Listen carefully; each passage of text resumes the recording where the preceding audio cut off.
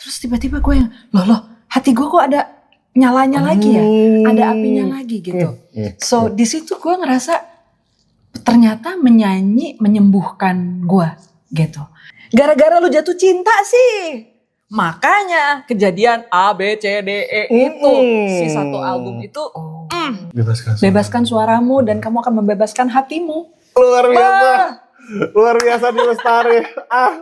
Hai singers, ketemu lagi dengan saya Indra Aziz di Vokal Plus. Bebaskan suaramu. Ada Teh Dewi Lestari di sini. Holala. Oh my god. Senang ketemu lagi. Senang banget nih. Kita teman sekelas waktu di perguruan. Kita pernah seperguruan kepada Bapak Dewa Cetrix ya, dan Margareta. Luar biasa. Itu pengalaman yang sangat menyenangkan. Wah, super sih, itu luar biasa.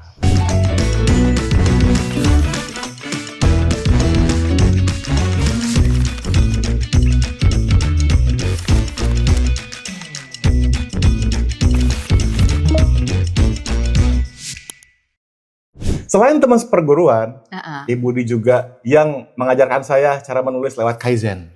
Oh iya, kamu tuh alumnus Kaizen.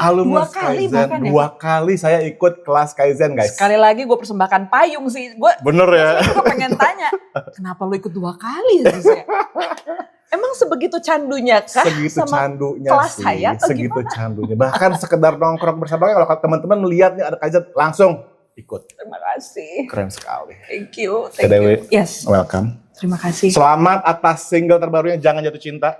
Alhamdulillah. Dari kalian pertama udah bikin orang, gue belum siap ngomongnya ya, gitu ya. Baru tadi gue dapet WA dari temanku Cikal, anaknya Iwan Fals. Dia kirim WA-nya lucu banget. Ini maunya apa sih? 30 detik udah langsung mengoyak-ngoyak. 30 detik pertama gitu kan langsung petuah jangan jatuh cinta. Kau akan tersiksa. Itu umur berapa itu sih? Umur berapa Cikal tuh? Cikal 30-an kali ya 30-an. Sekarang. Soalnya ini kan nasihat universal. Betul, itu dia masalahnya gue pun mendengarkan lagu ini kepada anak gue yang masih SMA, dia pun tertampar begitu. Oh gitu? Nah iya. Coba kalau kalian dengerin lagunya yang terbaru Jangan Jatuh Cinta, dengerin kalian pertama sudah tolong dong ya. Nah ini juga merupakan sebuah intro dari yang katanya project lebih besar begitu ya? Ini adalah single pertama dari album. Nah sebenarnya ini Ziz, karena kan album terakhirku yang utuh ya, itu Recto Verso tahun 2007. Gila itu. Jadi udah lama banget sebetulnya aku absen dari dunia musik, walaupun dalam rentang 17 tahun ya masih bikin ada soundtrack, ada Rapi Jali Book soundtrack, nulis lagu juga buat para penyanyi lain gitu ya. Tapi yang namanya full solo album itu dia. Ya baru mau dirintis sekarang dengan single pertamanya Jangan Jatuh Cinta. Single pertama Jangan Jatuh Cinta. Makanya tadi saya bilang guys ke Teh Dewi, welcome home. Welcome home, iya I know. Home sih. Iya sih. Kamu bayangin ini tuh nyanyi dan dunia musik itu adalah langkah pertamaku mencari nafkah ya. Dapat uang secara profesional itu dari zaman gue backing vokal dulu, Rida Sita Dewi dulu. Jadi sebenarnya gerbang gue untuk di musik tuh terbuka jauh lebih dahulu daripada buku gitu. Tapi memang nulis buku itu kan makan waktu banget. Untuk satu buku gue bisa habis 1 tahun, mungkin sama promo-promo 1,5 tahun. Jadi ketika fokus gue ada di buku, otomatis yang ini jadi terbengkalai gitu loh. Dan makanya senang banget bisa balik lagi. Gila. Setelah sekian lama. Iya. Nah itu pertanyaan yang selanjutnya nih, ini menurut gue penting ditanyakan kepada seorang Dewi Lestari yang sudah mengalami, udahlah nggak usah sebutin lah ya. Berbagai macam era. Rekaman pakai pita, kaset, CD, sampai sekarang. Itulah. Apa tuh ringback tone. Astagfirullahaladzim, ringback tone ya, ini kita obrolannya mungkin sebagian ada yang tidak mengerti tapi itu benar ya. Maksudnya artinya seorang Dewi Lestari sudah mengalami berbagai hal, berbagai macam. Ini kalau kita ngomongin projects dari dunia sastra, dunia musik, penghargaan juga sangat berjibun. Pertanyaannya adalah kemudian nih, dengan Jangan Jatuh Cinta ini, apakah Dewi Lestari sudah menemukan ramuan kopi tiada tara itu? Apa tuh kopi tiada tara? Filosofi kopi dong. Itu kan mencari ramuan yang tepat dari sebuah ini Dewi Lestari gitu loh. Sudah menemukan loh sih dari semua pengalaman itu. Oke, kalau dibilang menemukan, aku percaya sebetulnya seniman itu selalu reinvent themselves ya. Selalu ada inovasi, selalu ada perubahan, ya kan. Walaupun mungkin perubahannya itu semakin lama semakin refining, jadi lebih memperhalus daripada sebuah pivot yang drastis gitu ya. Dan kalau aku introspeksi perjalananku selama sekian puluh tahun berkarir, akhirnya ketemu juga sih sebuah formula ataupun signature di Lestari yang selalu muncul, entah itu di dalam karya buku atau di dalam karya musik. Dan ini gue menyimpulkan dari apa kata orang-orang dulu ya. Oke. Bahwa selalu ada makna berlapis. Artinya begini, kalau lagu gue itu ataupun karya gue itu dibaca sekali, sama dibaca 2 kali, 3 kali, selalu menemukan ada, mungkin ada interpretasi lain gitu ya. Jadi ada layer. Iya. Kedua, puitis tapi juga sekaligus lugas. Artinya nggak sampai 100% nggak bisa dimengerti. Iya. Gitu ya, tapi juga tidak harfiah gitu. Jadi ada semacam mungkin pembungkusan dalam bentuk diksi atau dalam bentuk metafora gitu ya. Jadi ada kedalaman bahasa. Dan kalau dari sisi melodi kayaknya sama. Dibilang mikir enggak, tapi juga ada unsur catchy. Tapi juga nggak 100% mudah. Gitu loh, dari mulai mungkin progresi, dari melodi, dan aku suka unsur lagu yang lengkap. Jadi biasanya selalu ada bridge, ada interlude gitu ya. Dan kalau aku bikin lagu itu hampir selalu punya babak cerita. Jadi bisa kita breakdown, ini babak satunya, babak duanya, babak tiganya tuh ada struktur gitu loh di dalam lirik lagu gue. Dan barangkali itu juga akibat pengaruh dari cara gue menulis, ya kan, itu terbawa tuh. Jadi gimana caranya dalam waktu 4,5 menit, 4 menit gue bisa cerita sebanyak-banyaknya gitu. Dan sepertinya itulah yang menjadi signature gue gitu Ziz. Yang kalau gue boleh simpulkan, kayaknya yang gue lakukan baik dalam musik maupun buku itu sebenarnya satu sih, storytelling. Jadi gimana caranya gue bertutur sebuah kisah yang utuh dan lengkap. Mau itu mediumnya novel 600 halaman ataupun lagu 4,5 menit, tapi ada storytelling di situ. Ada storytelling di situ ya. Dan yang pasti gini loh, maksudnya kalau tadi Teh Dewi bilang gimana yang biasanya nih udah kebiasaan nih, kita tahu ya buku-bukunya Dewi Lestari risetnya kayak apa ya, dari dari Supernova sampai Bantar Gebang semua tuh dirisetin tuh Aroma Karsa ya kan. Kemudian dia mesti nge-pack dalam 4 menit saja. Itu kan, itu pasti sesuatu yang sangat mungkin tidak mudah atau malah mudah. Enggak mudah, menantang tepatnya ya, gitu. Tapi justru itu seninya sih. Jadi kalau buat gue gini, di dalam fiksi banyak hal yang bisa gue elaborasi gitu ya. Banyak detail, banyak pilihan kata itu bejibun yang bisa gue masukin. Tapi kalau dalam lagu, aku harus berpikir efisiensi dan efektivitas. Betul. Gitu. Jadi yang selalu gue lakukan adalah apakah kata-kata ini memang harus ada di situ gitu. Jadi tidak boleh ada space yang terbuang sedikit pun. Semua kata itu punya tujuan. Sebenarnya gue punya prinsip yang sama juga di dalam buku sekalipun. Tapi di dalam musik kan kita sangat terbatas ya. Walaupun yang memudahkan di dalam lagu, setidaknya dalam lagu pop ya, karena yang gue tulis lagu pop. Itu strukturnya sangat jelas gitu kan. Begitu gue ketemu melodi verse, artinya gue langsung dapat melodi verse 2. Begitu gue ketemu chorus, udah pasti 2 dan 3 chorus pengulangan setelahnya gue udah dapet nih gitu. Tinggal gue mikir buat bridge atau interlude-nya apa gitu ya.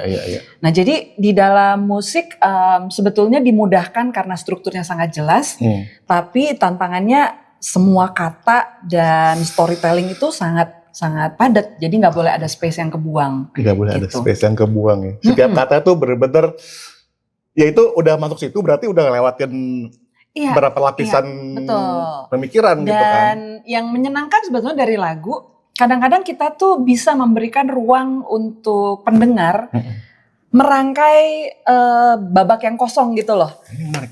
Karena dia bisa langsung membayangkan sebuah sequence peristiwa tanpa gue harus menggiring mereka satu-satu gitu kan. Kalau dalam buku kan kita harus giring satu-satu, melangkah masuk ruangan ini itu apa gitu. Tapi kalau misalnya dalam lagu kita bisa langsung ada 2 peristiwa, mereka udah bisa bayangin konteks besarnya itu seperti apa gitu. Kayak misalnya di Jangan Jatuh Cinta gitu ya.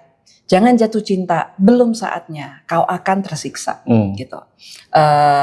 Ku berikan sejuta alasan yang masuk akal agar kau terima. Itu udah langsung lu ada bayangan bahwa ini ada semacam dialog gitu kan. Ada orang yang berusaha memperingatkan lu jangan jatuh cinta, ntar lu kesiksa, belum saatnya. Sepertinya udah langsung ada konteks, oh berarti sebelumnya dia udah pernah kesiksa nih. Ini sebuah peringatan karena udah ada pengalaman sebelumnya gitu kan. Jadi udah langsung ada semacam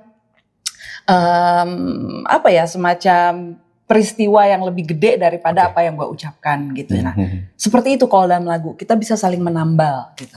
Dan itu yang juga gue highlight ya dari karya-karyanya di Lestari adalah Teh Dewi itu tidak Teh Dewi itu punya trust terhadap pembacanya atau pendengarnya.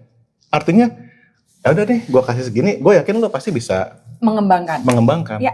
How do you, karena gini ya, maksudnya kita coba deh mundur di karya pertama yang mana karya tulis ya, yang mana waktu itu kan sangat menghebohkan sekali, tapi dibilang berat kan. Iya, super banyak berat. Orang yang gila nih mah berat banget.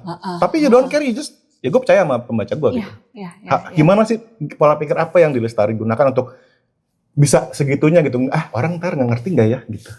Karena Ziz, ini mungkin gak gitu enak didengar, tapi sebagai seorang kreator, gue rasa bisa dipahami, minimal kita bisa ngerasain ya gitu.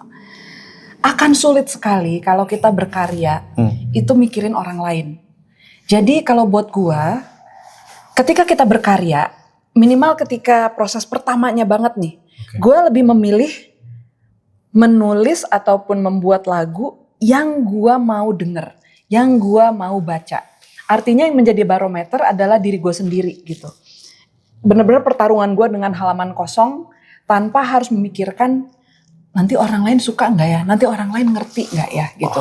Jadi untuk di lapis pertama gue selalu berusaha mengisolasi diri gue gitu untuk berkarya apa yang menurut gue paling penting, paling meresahkan, dibungkus dengan cara yang paling gue suka. Yang paling mau gue nikmati. Andaikan gini, kalau misalnya gue denger lagu ini di radio, pasti gue akan save, gue akan denger berulang kali, gue bakal beli albumnya, bakal dengerin berulang-ulang seperti itu. Itu patokannya. Patokannya gitu. Kalau gue menemukan ini di toko buku, pasti gue akan baca dan gue koleksi gitu. Nah dari sana akhirnya jadi seorang kreator bisa membuat ceruknya sendiri. Dan tentu saja ini ya ada faktor X peruntungan juga ya. Syukur-syukur orang nyangkut, syukur-syukur orang suka gitu. Tapi bagi gue itu proses yang lebih jujur dan lebih otentik in a way. Karena di situ kita benar-benar menempatkan karya seni sebagai perpanjangan dari diri kita gitu loh. Gue merasa kayak mendapatkan titipan dan yang gue lakukan hanyalah menyalurkan titipan itu. Nah titipan itu gue percaya akan menemukan penikmatnya sendiri. Akan menemukan penikmatnya sendiri. Gitu. Jadi kalau gue bikin lagu, ya gue bikin lagu yang memang gue bakal suka. Belum tentu orang lain bakal suka, but that's okay gitu ya. That's okay. Sama seperti kita denger lagu ada 100 lagu, ada yang lu suka, ada yang enggak gitu kan. But that's okay, yang lu enggak suka pun akan menemukan pendengarnya sendiri gitu. Nah, daripada mikirin 100 orang bakal suka apa, buat gue itu malah rentan kita nggak happy, rentan ketika hasilnya nggak sesuai ekspektasi kita jadi kecewa gitu. Tapi kalau misalnya gue berikan yang terbaik sesuai dengan cara yang gue pikir will be the best gitu, ya udah gitu, kita lebih legowo dan lapang menurut gue langkah kita sebagai seorang seniman gitu. Ini penting banget sih guys ya, penting banget sih. Nih tapi yang gue penasaran Teh Dewi, apakah Teh Dewi selalu begini? Maksudnya dulu ya, zaman awal RSD, backing vokal segala macem. Tapi kemudian tiba-tiba kita masih berkutat di karya si Supernova itu, yang mana going indie kan waktu itu kan? Indie, yes. Nah, rasa percaya diri itu nih buat teman-teman yang karena program ini tuh tentang mereka yang pengen berkarya juga tapi takut, macam. Mereka mesti belajar dari pengalaman Dewi Lestari meng-kick off karir sastranya dia gitu. Dengan cara indie pula. Kepercayaan diri itu tuh datang dari mana sih Teh Dewi? Sebenarnya dibilang pede juga kagak ya. Oh gitu. Jadi akhirnya gini, gue selalu menemukan alasan kecil untuk sebuah hal yang besar. Gue percaya begini, tidak ada yang namanya hal besar. Yang ada hanyalah hal kecil yang kita lakukan dengan setia. Yang kemudian at the end akan menjadi besar. Tapi kita gak bisa berpikir, saya akan melakukan sebuah gebrakan, sebuah terobosan. Bisa seperti itu, tapi akhirnya kita jadi untuk berencana besar kan perlu langkah, perlu budget, perlu biaya yang gede-gede gitu. Kalau kita belum nyampe kalibernya ke sana, ini aku bicara ke teman-teman yang baru mau memulai gitu. Nggak apa-apa, terjun dulu aja sesuai dengan kapasitasmu dan apa yang kamu pikir baik dan penting gitu. Karena kenapa gue nulis Supernova? Sebetulnya karena waktu itu gue mau ulang tahun ke-25, gue merasa gila ya, gue dari kecil tuh kan suka nulis. Kayaknya udah saatnya deh gue punya karya dijual di rak toko buku. Itu hayalan gue umur 8 tahun. Jadi instead of aku akan membuat gebrakan untuk dunia, enggak, gue cuma mikir gue mau memenuhi impian di Lestari waktu umur 8 tahun. Pergi ke toko buku, berhayal satu saat bukunya akan dijual di rak toko. Itu goal. Itu aja. Jadi itu aja yang kemudian akhirnya membuat gue nekat.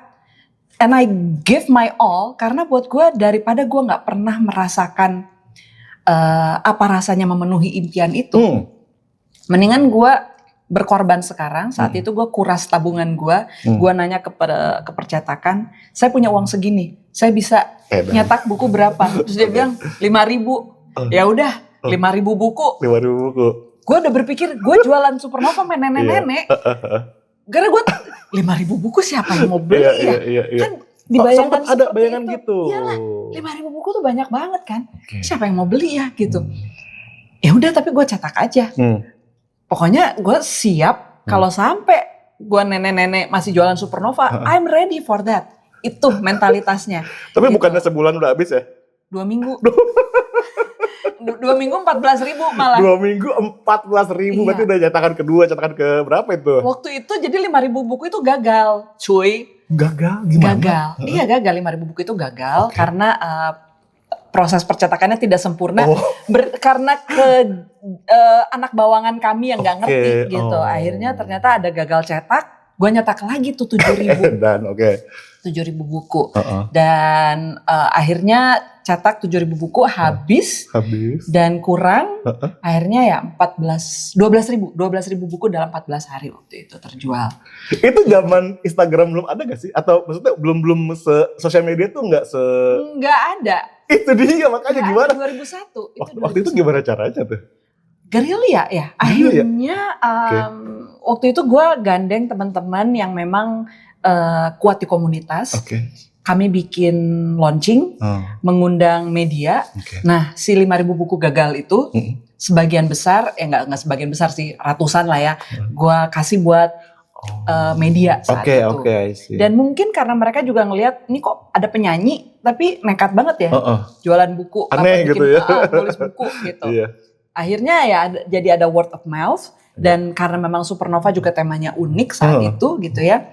Barangkali kalau tema gue biasa-biasa aja, ya nggak akan terlalu menjadi pembicaraan. Tapi kan kembali lagi, pokoknya gue yakin bahwa ini sesuatu yang penting untuk gue tulis gitu. Ya udah, akhirnya jadi ada ya word of mouth dan orang-orang jadi penasaran.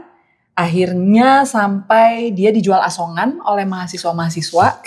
Jadi mahasiswa UGM, mahasiswa di Bandung, di Jakarta, di UI itu pada jualan Supernova di dalam ransel mereka. Gelar lapak di trotoar. Terus jadi banyak saat itu tuh mahasiswa-mahasiswa datang ke rumah ngambilin buku, mereka jualan gitu. Gitu. Gila, ini menurut gue ya, kisah Supernova ini banyak banget pelajarannya sih. Yes. Maksudnya dari ya tadi ya, kita berangkatnya ya emang gue suka dulu sama apa yang gue buat nih, ya kan? Dan gue percaya gitu loh dengan segala macam mungkin bukan kekurangan tapi semacam ketidaktahuan ya. Karena pertama kali dong nyetak sendiri pula kan nggak. Dan satu lagi tuh kesiapan untuk gue mau berjuang pol-polan untuk gue mau berjuang pol-polan. Iya. Kenapa mau berjuang pol-polan waktu itu? Karena bagi gue ini adalah sebuah hadiah yang gue berikan untuk diri gue sendiri. Gimana sih? Gue mau memenuhi sebuah wishful thinking di Lestari umur 8 tahun gitu loh. Gue ngerasa kayak gue pengen ngasih hadiah bagi si anak kecil itu gitu loh. Sebuah pemenuhan mimpi gitu. Dan untuk itu ya gue rela berkorban gitu. Nah, barangkali ini satu mentalitas yang sukar ataupun orang berani nggak ya gitu untuk terjun. Mungkin terjunnya berani tapi konsekuensi kedepannya belum siap dihadapi gitu. Nah, hampir selalu ketika gue berkarya, gue bawa mentalitas seperti itu gitu. Pokoknya apa yang menurut gue meresahkan, apa yang buat gue penting itu yang akan gue perjuangkan. Termasuk dengan si album ini gitu ya, karena ketika gue mau terjun bikin album, mundur majunya panjang banget Ziz. Kan gue udah gak kenal industri ya, gue udah gak tahu ini industri sekarang tuh gimana gitu. Tapi gue up to a point dimana gue gak bisa, I cannot, gue harus, kenapa? Karena gue merasa gue sebagai penulis lagu, gue udah ketitipan banyak banget nih. Tapi gue nggak salurkan just because gue nggak berani karena gue nggak merasa kenal industrinya gitu. Nah akhirnya gue di satu titik gue mulai mikir, tapi kan lu udah ngalamin banyak zaman yang tadi lu bilang. Ngapain lagi sih lu takut gitu? Udah aja nyebur aja gitu. Dan kebetulan ada teman-teman yang percaya dan mau bantuin gitu ya. Di saat itu gue ngerasa ya udah deh, ayo kalau misalnya kalian bisa bantu. Gue yang udah kagak tahu apa-apa nih gitu ya. Ya I know the industry tapi kan gue selalu kayak berjarak dari luar gitu loh. Dibantuin label, dibantuin. Ini kan indie. Jadi gue nih kayak balik lagi ke zaman Supernova. Saat semangatnya ya udah nih semangat ini gitu. Saat ini gue lagi mengalami itu tapi dalam format album nih gitu ya di industri musik. Dan persis sama dulu juga gue dibantuin sama temen-temen yang ya udahlah. Sama-sama yuk kita terjun bareng gitu. Jadi the same spirit now happen again after 25 years 25 ya. 25 years gila sih. Itu keren sih ya. Spirit dan itu juga yang tadi kalau kita bilang ini album ini akan datang ini merupakan usaha sendiri independen dan juga didukung oleh teman-teman ya. Maksudnya spiritnya tuh berasa banget gitu loh, indie bangetnya gitu. Ya enggak sih? Itu ya kayak dari awal yang ya di Lestari tuh. Emang di Lestari tuh gitu tuh. Idealis. Bisa bilang idealis gak sih di Lestari? Iya sih. Iya kan? Iya. Gue tuh idealis tapi untungnya idealisme gue masih punya irisan dengan pasar. Kan ada teman-teman yang idealis banget tapi idealismenya kebetulan jauh banget dari pasar nih. Iya. Kalau gue masih dengerin ya pokoknya lagu yang menurut gue enak gitu loh. Jadi gimana caranya gak bikin lagu tuh rumit-rumit amat, gak bikin buku tuh nyurang-nyurang amat. Gue masih ada seperti ini karena selera gue kebetulan seperti itu gitu. Jadi ya masih ada irisannya lah sama industri. Tapi mungkin juga itu berkat tahunan belajar dari fansnya Dewi Lestari gak sih? Maksudnya I don't know ya, kayak gue merasa Dewi Lestari tuh dengan para pembaca, dengan para pendengarnya tuh punya semacam komunikasi nonverbal. Ngerti gak sih? Kayak gue jadi belajar nih dari pembaca gue gitu. Ngerti. Gue merasa, dan ini juga dirasakan oleh para pembaca, pendengar musik gitu ya. Kayak frekuensi yang mirip itu kan saling tarik menarik tuh. sepertinya orang-orang dengan vibrasi yang mirip-mirip juga jadi terkumpul akibat sama-sama baca Supernova, akibat sama-sama dengerin lagu-lagunya di Lestari gitu. Dan itu terrefleksikan juga di beberapa komunitas organik yang akhirnya tercipta gitu, seperti Markas Besar Alien, broadcast channel gua. Ada juga komunitas Supernova, ada juga Addiction, ada juga Kaizen Writing tuh punya Semut Merah, alumnusnya Kaizen. Ini tuh orang-orang yang lu kalau ketemu, kalau ngobrol gitu, you can sense it, ada vibrasi yang mirip dan mereka pun merasakan hal yang sama dengan sesama komunitasnya gitu ya. Rata-rata jadi deket, guyup, akrab. Kayak kita ada semacam frekuensi yang mengikat kita semua seru gitu loh. Banget ya. Bisa kayak gitu ya. Punya apa sih? Punya connection yang walau mungkin nggak harus langsung ketemu salaman, tapi ada gitu loh semacam koneksi itu ya. Betul. Dan tentu saja itu juga ada upaya dari gue juga ya. Artinya gimana caranya tidak menciptakan jarak gitu. Kebetulan gue juga memang orang yang gue tuh nggak suka sama apa ya figur-figur yang terlalu di Menara Gading gitu. Nah, gue nggak punya aspirasi menjadi seperti itu. Kalau gue seneng diperlakukan dengan respectful, dengan hangat. Cara gue memperlakukan orang adalah cara bagaimana gue juga mau diperlakukan gitu. Itu dia. Kembali ke kejujuran sih. Ya gue mau lakukan ya seperti yang gue ingin diperlakukan. Gue menulis lagu seperti lagu yang mau gue dengar. Gue menulis buku pun yang mau gue baca. Nah untuk jangan jatuh cinta dan juga upcoming songs nih. Kegelisahan apa sih yang mau disuarakan sama Dewi Lestari? Berat ya bro. Sedap. Bisa dibilang pertanyaan berat oleh Dewi Lestari adalah sebuah lencana kebanggaan bagi saya. Wait, apa ya? Oke. Jadi gini, sebetulnya kalau kita bicara album nih, yang akan masuk ke dalam album soloku nanti adalah karya-karya yang relatif baru. Artinya ini karya-karya yang mungkin dibuat ya 2000 berapa tuh ya berarti ya? Sekitar 7 tahun. 7 tahun gak baru ya? 7 tahun ya, lumayan sih gak baru sih. Gak baru banget ya. Buat gue sih ini lumayan. Karena gue punya tumpukan lagu, punya tabungan lagu itu bahkan ada yang dari umur gue 19 tahun yang belum rilis sampai sekarang. Di kulkas itu? Di kulkasnya lagu-lagu itu ada. Jadi bagi gue lagu-lagu yang bakal di album solo ini lagu yang relatif baru. Artinya cara gue bertutur, memilih lirik, storytelling, apa itu udah mulai ada keseragaman nih. Kayak itu bagian dari satu era yang sama gitu ya. Nah, sedikit beragam sebetulnya. Tapi kenapa gue pilih Jangan Jatuh Cinta sebagai pembuka? Karena sebagai narasi, ini tuh kayak perjalanan hati. Ya, perjalanan hati seseorang yang gara-gara lu jatuh cinta sih, makanya kejadian A, B, C, D, E itu si satu album itu akibat gitu. Jadi memang nantinya itu akan ada ya bermacam kisah dan peristiwa cinta dari berbagai aspek gitu ya. Ada yang bahkan relasinya lebih ke orang tua anak, ada juga yang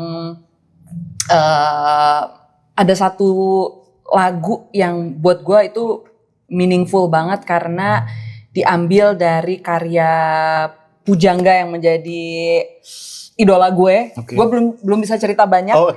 Tapi ini tuh juga ada kecintaan kita terhadap karya seseorang, kecintaan dari seorang parent ke anaknya gitu ya. So this is like a whole journey of love. Perjalanan hati gitu ya. Dan kenapa Jangan Jatuh Cinta dirilis duluan selain ini memang lagu yang salah satu lagu tergres yang gue bikin gitu. Jadi ada 3 lagu yang gue bikin di tahun ini, maksudnya masih tahun 2025 nih, jadi masih fresh banget. Dari 8 lagu yang rencananya nanti menjadi bagian dari album solo, ada 3 lagu yang betul-betul baru. Nah, Jangan Jatuh Cinta menjadi pembuka karena itu sih narasinya. Lo sih jatuh cinta, makanya nih rasakan sendiri. Rasakan gitu. Sendiri ya. Oh, sama ada satu lagi. Di album nanti akan ada lagu yang dipopulerkan oleh penyanyi lain. Yang akan gue bawakan ulang. Lagu gue. Tapi udah beken nih sama penyanyi lain. Nah, gue mau bikin versi di Lestarinya gitu. Nebaknya susah karena banyak yang kayak begitu. Iya. Mau nebaknya bagaimana kita? Tapi satu dulu dah, satu dulu. Ya. Nanti itu satu akan menjadi bagian dari album yang ini. Gitu. Nah, kalau secara vokal nih Teddy. Ya. Kita semua tahu ya dari RSD. Kemudian bahkan ada mungkin sebagian ada yang belum tahu ya. Kalau dulu ada album bahasa Inggris. Yes, Dewa Lestari, Out of Shell. 2006. Sama ini. Ya. Secara vokal apa yang beda sih dari Dewa Lestari? Gue sih merasa jujur sekolah kita itu perguruan Bapak Dewa Setrix itu punya pengaruh besar sih buat gue. Benar. Jadi kalau gue bandingin dengan vokal gue zaman dulu ya, secara range, gue merasa lebih lebar sekarang. Gue nggak takut lagi sama semua nada tinggi karena udah tahu tekniknya, gitu kan. Kedua, secara timbre, buat gue sekarang suara gue kayak lebih punya bobot gitu loh dibanding dulu. Dibanding recto verso aja gitu ya. Sekarang udah lebih ada bobotnya. Jadi gue sekarang itu sebetulnya sangat menikmati nyanyi. Dan itu yang bikin gue makin penasaran sebenarnya untuk nyanyi lagi sih. Sejak kita Setrix itu, gue tuh ngerasa kayak, waduh ini unlock nih. One thing that I wanted to do all this time in terms of singing, gue bisa lakukan. Tapi gue kagak nyanyi lagi gitu kan. Akan dosa tuh. Sayang banget ya gitu. Nah, gue pengen cerita sebetulnya. Jadi 2024 itu gue kehilangan bokap kan gitu. Dan saat itu gue kehilangan Reza 2022 ya. Jadi ketika kehilangan bokap, gue sempat berpikir bahwa gue udah pernah kehilangan besar nih gitu. Yang sekarang gue harusnya bisa lebih kuat dong, bisa lebih imun gitu. Ternyata tidak demikian. Malah rasanya kayak luka belum sepenuhnya sembuh, kena panah lagi gitu. Dan itu yang gue rasakan, hati gue sampai kayak gak ada, kayak gue bisa menjalani hidup gue hari-hari, tapi hati gue kayak mati gitu. Kayak gak ada denyut, kayak gak ada degupnya gitu loh. Kita bukan ngomongin jantung ya, tapi hati gitu kayak nggak ada fire-nya, nggak ada apinya. Satu waktu gue lihat temen gue buka Instagram, ngeliat temen gue karaokean. Terus gue yang, kok karaoke nggak ngajak-ngajak sih gitu kan? Gue juga pengen, kata gue gitu. Akhirnya malam itu gue mencoba dengan segala macam cara, laptop, speaker gue sambung-sambungin, pokoknya nyambung gue ke YouTube, gue cari lagu-lagu yang gue suka, gue nyanyi, gue nyalain mic, speaker on, gue nyanyi sendirian menghadapi sofa kosong di ruang tamu yang gelap malam-malam. Gue nyanyi mungkin 1,5 jam kali ya, nggak berhenti, gue cari lagu-lagu yang gue suka, Sarah Bareilles lah, Paula Cole, Indigo Girls, lagunya semua lagu yang gue demen gue nyanyiin. Terus tiba-tiba gue yang, loh, hati gue kok ada nyalanya lagi ya, ada apinya lagi gitu. So di situ gue ngerasa ternyata menyanyi menyembuhkan gue gitu. Dan semakinlah gue kayak revisit the idea, gue harus nyanyi lagi, gue harus bikin album lagi, gue harus bermusik lagi gitu. Nah jadi dari situ gue jadi sering nyanyi. Makin menikmati nyanyi. Gue sampai mikir, ini gimana caranya gue mau manggung ya? Gue pengen manggung. Oh gitu. Gue sampai udah sempet kepikir, waktu gue ada tuh acara di T-Space sama Bapak Riko tuh, ada Bapak Riko di situ. Mereka bikin acara Aquarius Night. Aquarius. Untuk yang berzodiak Aquarius, oleh orang-orang yang berzodiak Aquarius, kebetulan gue Aquarius. Luar biasa. Nyanyilah gue 3 lagu kali ya. Terus gue seneng banget abis itu nyanyi. Terus adek gue manggung gitu kan sama Riko. Wah gue kacau kan. Nyanyi gue di atas panggung, gue jajah itu panggung. Terus kok enak ya nyanyi gitu. Dan akhirnya ya semakin kuat lah keinginan untuk bermusik lagi. Akhirnya makanya 2025 ini gue balik lagi dan kemarin gue sempat bikin showcase kan, bocor tipis. Itu untuk membocorkan materi-materi di album. Tipis-tipis aja. Berapa lagu tuh? Kita waktu itu sebetulnya total ada 11 kali ya, tapi di medley. Tapi dari medley itu 3 lagu utuh adalah lagu baru. Jadi ada satu segmen yang itu gue khususkan untuk membocorkan materi dari album baru Kelak. Nah itu gue nyanyiin 3 lagu utuh tuh. Beruntung sekali tuh yang mendapatkan intipan-intipan rahasia itu. Oke. Tapi di situ gue ternyata seneng ya nyanyi. Dan you know what? Ternyata nyanyi di fase sekarang, kenapa nikmat? Karena gue udah gak mikir lagi. Gue udah gak mikir bahwa gue harus menghibur penonton, mengajak kalian bernyanyi. Enggak, semua itu udah gak ada di pikiran gue. I just be myself on the stage. Dan ternyata itu sangat-sangat nikmat, sangat mengisi. Bahkan bikin ketagihan gitu gue. Aduh, gue mau manggung lagi nih, gitu rasanya gue pengen show lagi, pengen nyanyi lagi. Gitu. Dan itu sesuatu yang bisa dibilang langka banget karena selama ini gue tidak asing dengan panggung, tapi gue cuma jadi narasumber kan, ngomong, jadi pembicara di sini, pembicara di situ, ngisi seminar apa gitu. Tapi sebagai penyanyi, aduh, beda ya. Itu menyembuhkan sih. Gitu. So I feel like I owe a lot to singing gitu karena gue berhasil sembuh dari luka gue pasca bokap meninggal itu akibat bernyanyi. Nyanyi ya? Terharu banget gue dengernya. Kan? Nyanyi guys, bebaskan suaramu guys. Nah, bebaskan suaramu, oh bener banget. Bebaskan suaramu dan kamu akan membebaskan hatimu. Luar biasa. Luar biasa di Lestari. Gila. Tapi beneran itu membuat saya terharu guys. Karena memang bener, saya percaya banget bahwa nyanyi itu membawa banyak kebaikan ya. Buat seorang di Lestari pun bahkan ya. Maksudnya setelah sekian lama berkarya, terus masih bisa menemukan lagi. Justru gue kayak menemukan cinta baru sih di dunia musik gitu. Di saat ketika gue udah gak peduli. Gak peduli ini artinya gini. Gue gak lagi melihat bahwa dunia musik itu adalah dunia persaingan. Aku harus lebih hebat daripada si ini, daripada si itu. Enggak, gue cuma mau jadi diri gue sendiri aja.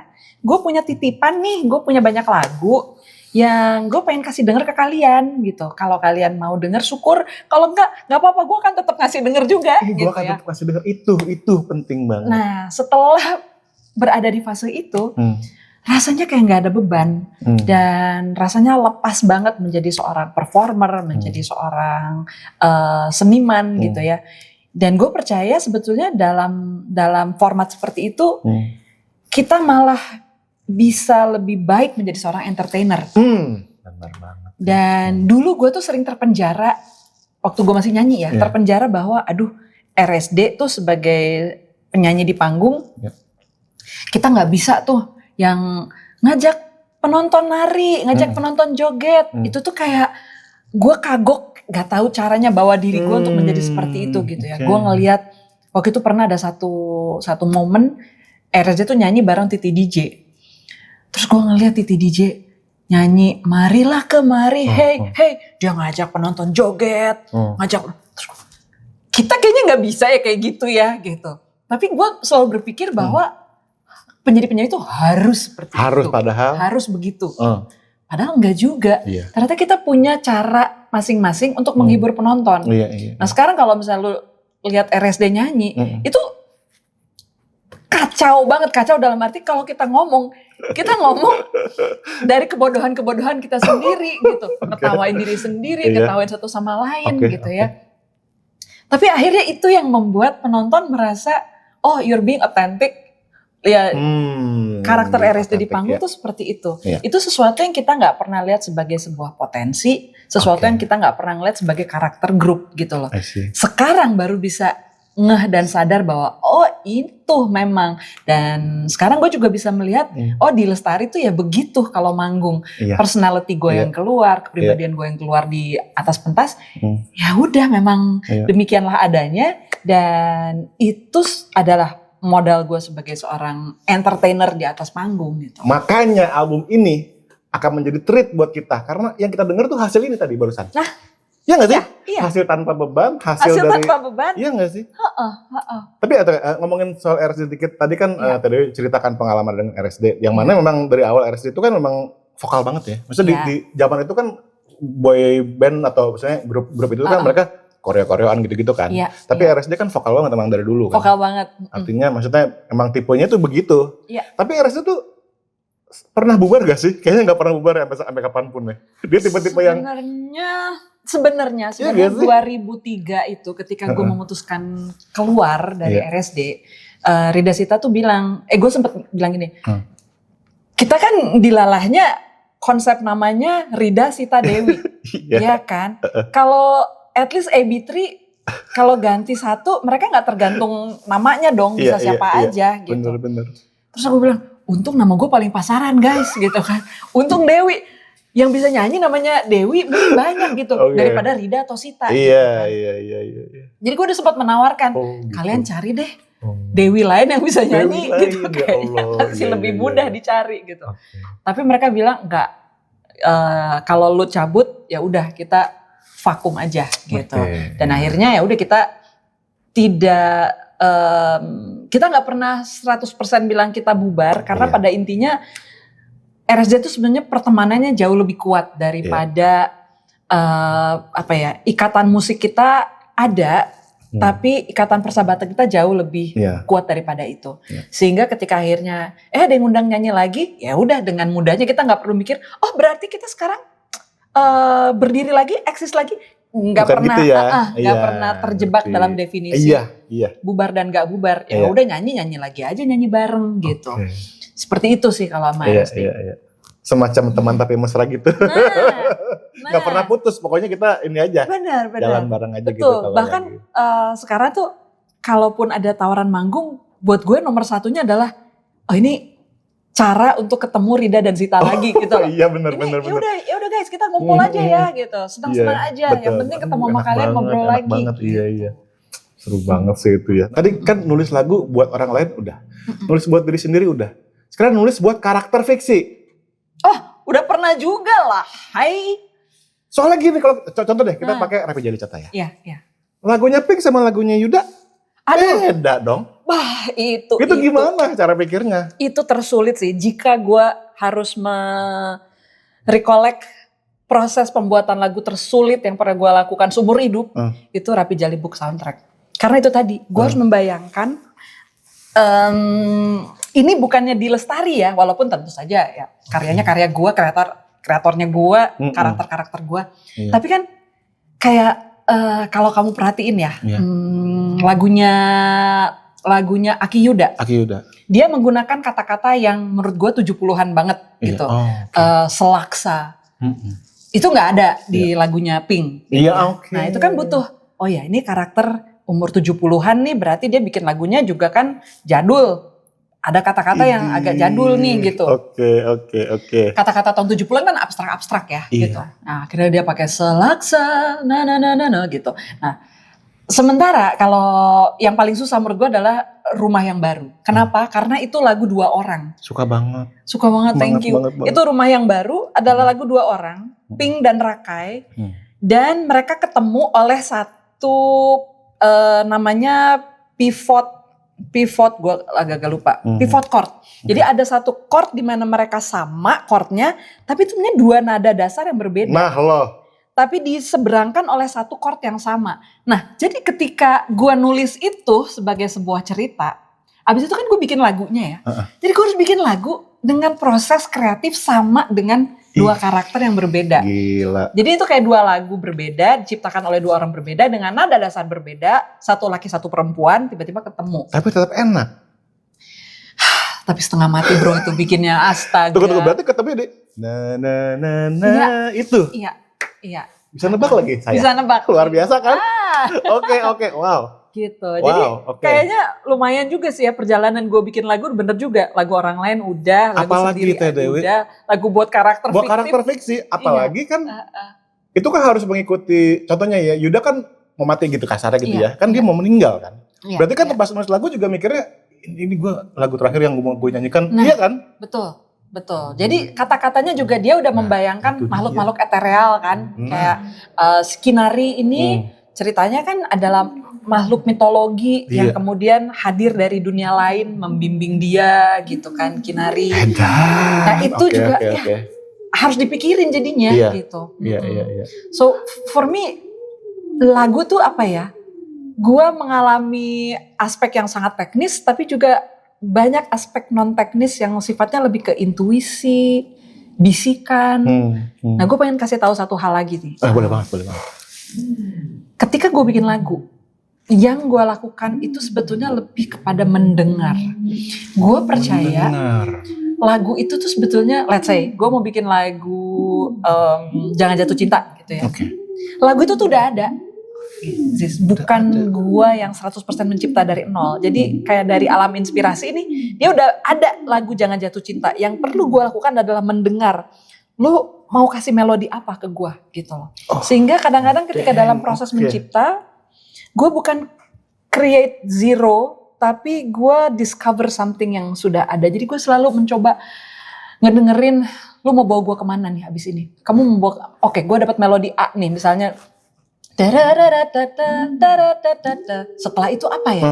Gue mencoba mendengar dia mau ngomong apa ke aku gitu. Nah, this is something yang mungkin terdengar kayak bukan klinik ya, tapi esoterik lah gitu. Tapi itu real banget buat aku sebagai seorang pencipta. Bahwa dalam proses penciptaan seringkali yang terjadi adalah kemitraan. Bukan maunya gua doang, tapi ada maunya si karya dia mau ngomong ini, dia mau melodi seperti ini. Nah, dan kita hanya perlu mendengar gitu. And I think that's very humbling ya. Kadang-kadang kan kita ngerasa, wah karya gua nih, hebat gua gitu. Padahal lalu ngedengerin doang kok sebenarnya gitu. Jadi makanya selalu ada rasa responsibility, tanggung jawab ketika gue dapet sebuah karya yang akhirnya bisa seperti ini. Gue nggak peduli deh mau ada yang denger, mau orang gimana nanti responnya. Gue bikin karena gue udah ketitipan. Gue cuma pengen menyampaikan apa yang sudah dititipkan ke gue gitu. Kalian nonton sampai sini nggak rugi kan? Dapat banyak banget ini percakapan kita. Mudah-mudahan ya Allah. Oke, tapi karena ini sudah lebih dari 1 jam, saya harus membacakan pertanyaan-pertanyaan. Masih ada pertanyaan? Masih. Dikit lagi. Oke. Nih ya, ini ada pertanyaan-pertanyaan titipan nih ya. Oke. Kalau karakter Kugy dan Kenan dari Perahu Kertas punya playlist Spotify, isinya apa katanya? Pertama Perahu Kertas. Kedua tahu diri. Oke. Ya. Apa ya? Kugy dan Kenan. Karena memang ada lagu Indigo Girls di sana ya. Saya rasa itu lagunya Kenan tuh. Kenan itu pastinya suka lagu yang puitis, ya kan? Dia pasti dengerin singer-songwriter. Genre-nya banyak kan singer-songwriter karena biasanya singer-songwriter liriknya dahsyat-dahsyat. Nah, Kugy on the other hand itu senengnya easy listening dan lagu-lagu 80s. Jadi dia pasti isi playlistnya tuh Duran-Duran. Ya ampun, terus Culture Club gitu ya. Terus Nick Kershaw, siapa pokoknya 80s itulah dia tuh. Ya itulah kalian pertama kali mendengarkan world building sisi ini ya, yang tidak pernah terekspos ya. Playlistnya Kugy dan Kenan luar biasa. Oke. Next pertanyaannya, kalau Teh Dewi nulis lebih senang sepi atau denger sesuatu, musik atau apa gitu? Nah, ini menarik karena tadinya saya 100% hening. Ya, tadinya gitu. Tapi abis itu kan aku kadang-kadang harus kerja di kafe, kerja di mana gitu ya. Selama lagunya nggak ganggu, artinya ada lagu-lagu yang jujur aja ganggu sih. Kadang-kadang gue harus pergi dari kafe tersebut karena aku tak tahan lagi. Itu ada. Tapi ada adegan-adegan di mana gue membutuhkan lagu untuk stimulus. Kayak waktu Aroma Karsa kemarin, ada adegan-adegan puncak, Inteligensi Embun Pagi, Supernova 6, itu juga ada adegan yang pertempuran, fight, apa segala macam. Gue sampai bikin playlist. Lagu-lagu yang memancing yang bisa gue bayangkan menjadi soundtrack ketika adegan itu berlangsung gitu. Jadi gue bikin reverse engineering soundtrack ya. Gila. Bener. Gue bikin playlist khusus untuk si adegan-adegan puncak itu gitu. Atau ketika adegan yang sangat romantis itu gue bikin playlist khusus untuk adegan tersebut. Yes, Tapi in general gue sangat bisa bekerja dalam keheningan. Yang penting satu, jangan diajak ngomong. Jangan diajak ngomong. Jadi kalau gue udah nulis itu memang gue di kafe rame orang lalu lalang it's okay. Selama gue gak diajak ngomong. Tapi orang ngelihat Dia Lestari di kafe, bawaannya pengen mau foto gitu gak sih? Iya gak sih? Pernah sering kan pasti. Tapi biasanya kalau gue udah pakai headphone, itu udah orang agak-agak. Itu boundary-nya tuh ya. Di headphone nih udah pagar gue nih. Iya, padahal kagak dengerin apa-apa. Oke, next question. Nah, pilih mana katanya? Menemukan ide melodi yang keren banget tapi lupa bawa HP? Atau menemukan plot cerita yang keren tapi nggak punya pulpen sama kertas? Aduh. Nah itu. Lebih gampang nginget plot cerita sih. Gitu. Kalau melodi tuh, melodi tuh sangat, karena kan begitu kita inget melodi, kita diajak ngomong orang, denger ini, denger itu ketumpuknya cepat banget. Iya sih. Jadi buat gue lebih gampang nginget plot cerita daripada kehilangan melodi. Ih bener sih. Begitu inget ting langsung tuh voice note. Kalau enggak udah blast hilang. Catat guys. Oke. Nah ini pertanyaan lagi nih. Lebih sulit mana sih mencari lirik pilihan kata dalam lagu atau mencari nama karakter? Kan nama-nama karakter dari novel-novelnya Dia Lestari, nama-namanya unik-unik tuh. Nama karakter sih. Nama karakter lebih susah karena nama karakter itu sama kayak kita nyari nama buat anak ya. Dia harus membawa kompleksitas sifat, kompleksitas plot, cerita itu harus terwakilkan oleh si karakter kita. Lebih sulit, pilihannya mungkin gak terlalu banyak. Sementara kalau misalnya kata kan, diksi tuh pilihannya banyak gitu ya. Sinonim kata untuk melayang bisa itu pilih. Kita bisa pilih gitu. Tapi kalau misalnya karakter itu kan keulang terus, kebawa terus. Jadi harus sangat-sangat tepat gitu. Buat gue milih nama karakter kayak proses yang sakral sih. Tapi si Pink punya 2 nama asli sama nama panggilan. Lovinka Alexander. Ya itu juga sebetulnya karena dia kan gak suka. Jadi dia butuh waktu untuk mau menerima identitas Lovinka Alexandernya itu. Jadi dia lebih suka karakter anak kampungnya yang yakni Pink. Gitu. By the way nantikan ya, karena ada 3 karya Dia Lestari di Netflix yang bakal diproduksi ya. Yes. Luar biasa. Perahu Kertas, Rapi Jali, dan Aroma Karsa. Nah tadi kita sampai di segmen terakhir. Ya.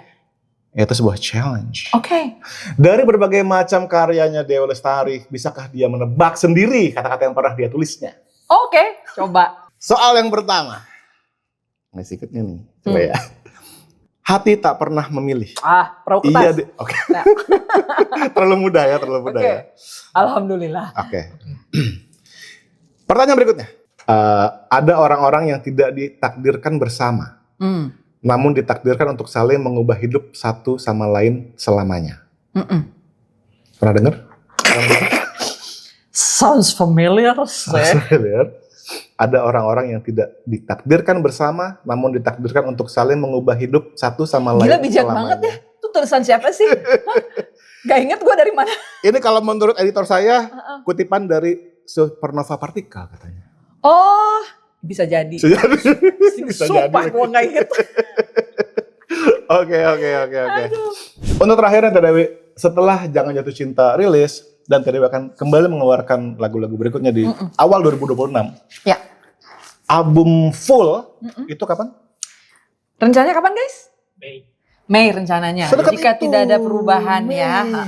Akankah ada semacam showcase? Pengen banget. Tolong please. Kita pokoknya rencananya begitu full album rilis akan ada showcase, performances. Karena kan kita udah punya set yang lebih lengkap nih, amunisinya lebih banyak. So hopefully itu akan terjadi. Guys, gak sabar banget ya. Kita menantikan karya terbaru Dia Lestari sebagai penyanyi yang album, bayangin. Setelah Recto Verso belum pernah ada lagi dong album. Belum, baru sekarang lagi. Setelah berapa tahun? 17 tahun. 17 tahun saja guys. Kalau ngitungnya sampai 2026, 18 tahun berarti. Gokil. Yes. Gokil guys. Ditunggu banget ya tadi. Iya, thank you banget ya. Thank you banget Thank sudah you for the mampir support. kesini. Terima kasih sudah juga memberikan saya ruang buat berbagi. Ini sangat berkesan loh. Aku bisa nyeritain sebegitu dalam tentang songwriting. Kasih. Kita pun sangat-sangat terkesan sekali dengan pelajarannya banyak banget yang kita dapat. Terutama kayak yang nggak pernah kepikiran guys. Reverse engineering dalam menulis adegan. Iya. Juga mendengar ketika kita menulis. Iya, menulis lagu. Mendengar coba. Iya. Oke, tadi terakhir banget nih, janji terakhir. Iya. Biasanya aku minta tamu-tamuku untuk kasih semangat buat teman-teman yang nonton untuk berkarya, untuk nulis lagu, nulis novel, apapun deh pokoknya. Yang bikin teman-teman yang udah stay sampai detik ini terus bersemangat dan terbakar semangatnya. So teman-teman, tulislah cerita yang ingin kamu baca. Tulislah lagu yang ingin kamu dengar. Dan jalan termudah untuk ketidakbahagiaan adalah berusaha membahagiakan semua orang. So bahagiakanlah diri kamu sendiri terlebih dahulu. Itu adalah salah satu kunci kita menjadi seniman yang otentik, yang berani, jujur. Terima kasih. Oh my God, luar biasa. Thank you banget Dewi Lestari. Kita menutup dengan kata-kata bebaskan suaramu sama-sama ya. Oh enggak. Kita ngomong bebaskan suaramu sama-sama ya. Hitungan ketiga ya. 1, 2, 3. Bebaskan suaramu. Bye-bye.